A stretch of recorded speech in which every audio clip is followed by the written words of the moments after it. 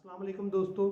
जैसा कि आप जानते होंगे कि पूरी दुनिया में श्रीलंका का दिवालियापन ज़ेरे बहस आ रहा है और लोग इसको मुख्तलिफ पहलुओं से डिस्कस करने के बाद पाकिस्तान को वार्न कर रहे हैं कि अगर हमारी सियासी क़यादत ने अक्ल के नाहन ना ले तो शायद वो वक्त दूर नहीं जब पाकिस्तान में भी श्रीलंका जैसे हालात पैदा होंगे। इस सिलसिले में आज हम डिस्कस करेंगे कि पाकिस्तान और श्रीलंका में कौन कौन से पॉइंट्स जो हैं वो डिफरेंट हैं, कहां से पाकिस्तान बेहतर है और कहां पे श्रीलंका बेहतर है। दूसरे नंबर पर हम डिस्कस करेंगे कि श्रीलंका में जो दिवालियापन है या ये जो क्राइसिस आया है इसके बिहाइंड कौन से फैक्टर्स हैं। तीसरे नंबर पर पाकिस्तान की मौजूदा माशी और सियासी सूरत हाल पर थोड़ी सी बात करेंगे। चौथे नंबर पर देखेंगे कि अगर पाकिस्तान में इस टाइप का कोई क्राइसिस आता है, दिवालियापन होता है, तो नुकसान किसका होगा। और आखिर में डिस्कस करेंगे कि क्या अभी भी इससे बचाव की या इस दिवालियापन से या इस फाइनेंशियल क्राइसिस से या इकोनॉमिक जो आप कह सकते हैं शटडाउन आ रहा है, इसका कोई हल है, कोई बचाव का रास्ता है। इस पर हम थोड़ी सी बात करेंगे। सबसे पहले ये बताता जाऊं कि श्रीलंका साउथ एशिया का एक जजीरा नुमा बड़ा खूबसूरत मुल्क है और इसकी आबादी तकरीबन 2 करोड़ है, जबकि पाकिस्तान की आबादी 22 करोड़ है। इसके साथ साथ उसके जो इकोनॉमिक एंड सोशल इंडिकेटर्स हैं वो पाकिस्तान से भी बहुत बेहतर है। लाइक वहां पर 92% लिटरेसी रेट है, जबकि पाकिस्तान में सिर्फ 60% जो है शरह ख्वानगी है। इसके साथ वहां पे लाइफ एक्सपेक्टेंसी तकरीबन 77 ईयर्स है, जबकि पाकिस्तान में सिर्फ 67 ईयर लाइफ एक्सपेक्टेंसी है। और अगर ह्यूमन डेवलपमेंट इंडेक्स की भी बात की जाए, लाइक हमारा जो ह्यूमन डेवलपमेंट इंडेक्स है वो 0.5 की रेंज में है, जबकि श्रीलंका का ह्यूमन डेवलपमेंट इंडेक्स 0.7 की रेंज में आता है। इसके साथ ही श्रीलंका की पर कैपिटा इनकम भी पाकिस्तान से बहुत बेहतर है। इवन उनका जो ट्रेड डेफिसिट है वो भी पाकिस्तान से कम है। उनका जो टोटल अमाउंट ऑफ डेट है वो भी तकरीबन पाकिस्तान के ही बराबर है। लाइक पाकिस्तान में भी और श्रीलंका में भी जो टोटल फॉरेन डेट है वो तकरीबन हमारी जीडीपी के बराबर है। श्रीलंका की इकोनॉमी बहुत ज़्यादा टूरिज्म पे डिपेंड करती है और इसके साथ साथ उनका जो इकोनॉमी का स्ट्रक्चर है वो इंपोर्ट बेस्ड है, वो कंज्यूमर सोसाइटी है और बहुत ज़्यादा चीज़ें इंपोर्ट करती है, जबकि उनकी एक्सपोर्ट्स बहुत कम है, जिसकी वजह से उनका ट्रेड डेफिसिट बढ़ता है। लेकिन उस ट्रेड डेफिसिट को ओवरकम करने के लिए उनकी टूरिज्म इंडस्ट्री उसको सपोर्ट करती है और टूरिज्म के साथ उनका जो रेमिटेंस है वो बहुत बड़ा एक मेजर सोर्स उनका होता है, जिससे उनकी इकोनॉमी चलती रहती है। लेकिन इतना खूबसूरत मुल्क होने के साथ, इतने अच्छे उसके इकोनॉमिक इंडिकेटर होने के साथ वो कैसे दिवालियापन का शिकार हो गया, उसके लिए बहुत सिंपल सी पहली वजह ये है, जिस वक्त कोविड-19 आया तो उससे इंटरनेशनल टूरिज्म बंद हुई। जब इंटरनेशनल टूरिज्म बंद हुई तो उसका सबसे बड़ा नुकसान श्रीलंका का हुआ। श्रीलंका की इकोनॉमी तकरीबन $4.5 बिलियन जो है वो टूरिज्म से कमाती थी, लेकिन कोविड के बाद ये 4.5 बिलियन का नंबर कम होके 1 बिलियन से भी कम हो गया और ये जो टूरिज्म थी ये इनके जो डेफिसिट है उसको फाइनेंस कर देती थी, जिससे इनकी इकोनॉमी बहुत स्मूथ चलती। दूसरे नंबर पर इनका एक जो मेजर सोर्स था वो रेमिटेंस था। बाहर से लोग इनको पैसे भेजते थे, इनके अपने लोग जो लेबर थी अनस्किल्ड या अनएजुकेटेड वो इनको इनकम भेजती थी, जिससे इनका डेफिसिट कम होता था। लेकिन कोविड के बाद इंटरनेशनल मार्केट में जिस वक्त लोगों की अनएम्प्लॉयमेंट हुई तो इनका रेमिटेंस भी बहुत कम हो गया और जिस वक्त रेमिटेंस से भी अमाउंट कम हुई, आपके जो टूरिज्म है उससे भी कम हुई, तो उसके साथ साथ जो डेट का बर्डन है वो बढ़ गया। अब डेट का बर्डन जब बढ़ गया तो उससे ऑटोमेटिकली उनकी करेंसी भी डीवैल्यू हुई। अब करेंसी डीवैल्यू होने से उनकी प्राइसेस एकदम से बढ़ गई। प्राइसेस में इजाफे के साथ लोगों की परचेजिंग पावर कम हुई। जिस वक्त करेंसी डीवैल्यू हुई उसके साथ साथ उनके जो फॉरेन एक्सचेंज रिजर्व थे वो भी कम हुए और उनके पास इंपोर्ट करने के लिए भी पैसे नहीं थे। अब जिस वक्त उनकी इकोनॉमी क्योंकि इंपोर्ट बेस्ड थी या कंज्यूमर बेस्ड थी, वो पेट्रोल, फूड आइटम्स या आप कह सकते हैं कि हेल्थ रिलेटेड जो उनके जो इंपोर्ट्स थी वो बहुत ज़्यादा थी। और जिस वक्त उनके रिजर्व इतने कम हो गए कि वो ना ऑयल इंपोर्ट कर सकते थे, मुल्क में ऑयल की शार्टेज हुई। ऑयल की शार्टेज के साथ साथ वहाँ पर लोड शेडिंग बढ़ गई और लोड शेडिंग से वहाँ पर एकदम से वो आपकी जो इकोनॉमी है उसमें अनसर्टन सिचुएशन हुई और लोगों ने पूरे जो आपके इंस्टीट्यूशन थे जो पेट्रोल पंप थे, जो शॉप्स थी, उन पे हमला कर दिया ताकि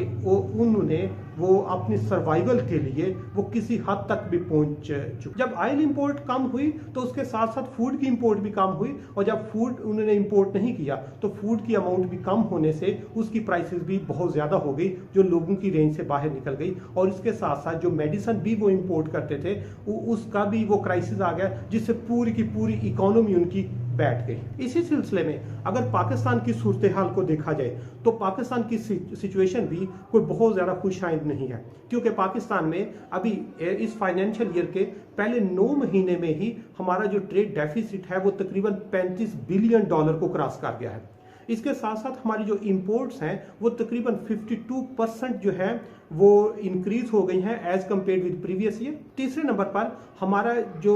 फॉरेन एक्सचेंज रिजर्व थे उनकी अमाउंट भी कम होकर सिर्फ $10 बिलियन तक रह गई है, जो कि बहुत कम है। इस सिचुएशन में जो वर्कर रेमिटेंसेस हैं वो हमारी इकोनॉमी के लिए खून का दर्जा रखते हैं, और अगर किसी वजह से रेमिटेंसेस में कोई कट लगा तो हमारी इकोनॉमी सस्टेन नहीं कर पाएगी। क्योंकि आसान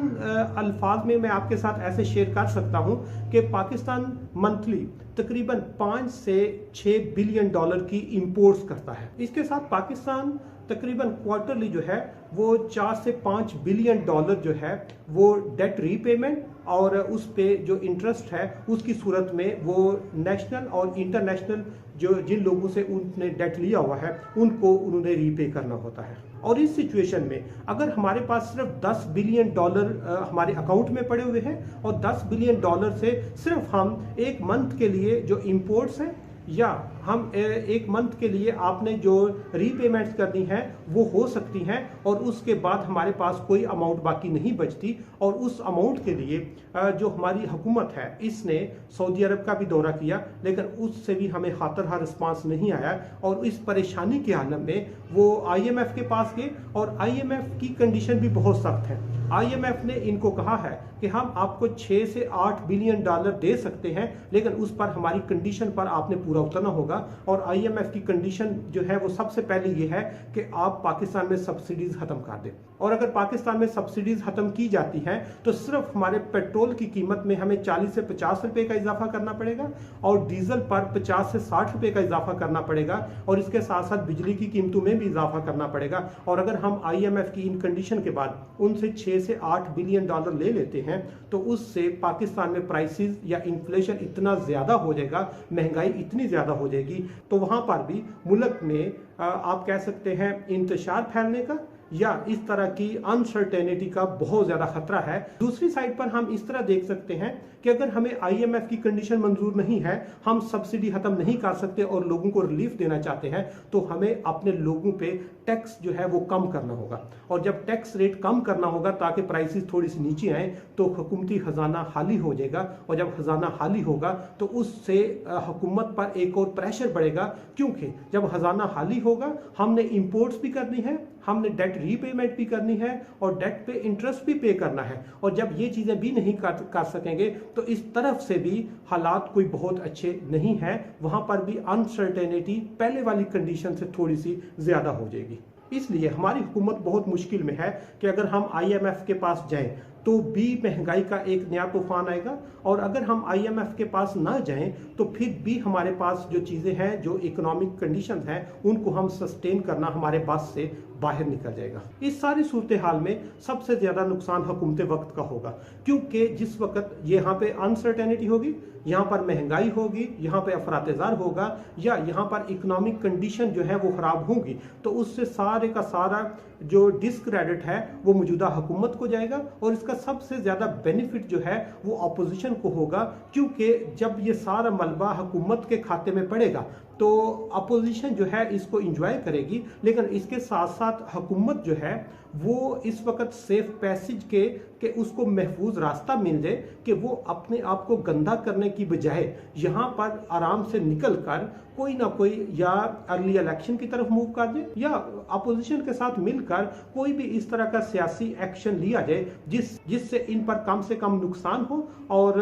अवाम का जो कॉन्फिडेंस है उसको भी ये बहाल कर सकें। और आखिर में हम ये डिस्कस करेंगे कि ये जिस तरह की सूरत हाल जा रही है ये कोई श्रीलंका से बहुत मुख्तलिफ नहीं है, बल्कि श्रीलंका से भी हमारे हालात ज़्यादा वर्स्ट हैं। और अभी भी वक्त है कि हम अकल के नाहन लें और कुछ ऐसे इनिशिएटिव लें जिससे हम अपनी इकोनॉमी को और हम अपने लोगों को रिवाइव कर सकें और उनकी वेलबींग को सस्टेन कर सकें। सबसे पहले हमें यह देखना होगा कि हमारा जो स्ट्रक्चर है इंपोर्ट और एक्सपोर्ट का, उस पर फोकस करना होगा कि पाकिस्तान बहुत ज़्यादा जो इंपोर्ट करता है उसमें ऑयल होता है और ऑयल का हमें अल्टरनेट की तरफ भी जाना पड़ेगा। ऑयल की कंजम्पशन को कम करने की तरफ भी हमें जाना होगा और ऑयल की जो खपत है उसको कम करने के लिए हमारे पास बायोफ्यूल की ऑप्शन भी है, हमारे पास विंड एनर्जी की भी है और हमारे पास सोलर एनर्जी की भी ऑप्शन है जिससे हम पेट्रोल की खपत को काफ़ी हद तक कम कर सकते हैं। दूसरे नंबर पर हुकूमत और अपोजिशन को मिलकर अपनी जो प्रायोरिटीज़ हैं वो सियासी मकासद से निकल कर माशी मकासद की तरफ आना चाहिए और अपने लोगों को भी कन्विंस करना चाहिए कि इस वक्त मुल्क